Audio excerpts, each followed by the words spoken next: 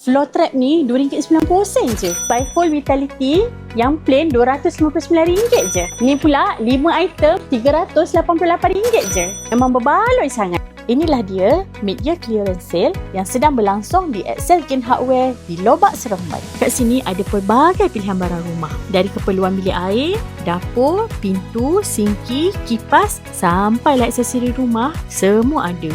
Harga pun sangat berpatutan. Dan tengah-tengah ada sale ni bertambah-tambah murah. Yang ni RM39 je. Pintu ni RM99 je. Toilet bowl RM159 je. Satu set ni RM103 je. Sinki ni RM139 je. Set hood dengan hob RM799 je. Kalau nak tambah sinki dengan pipe, RM1,299 je.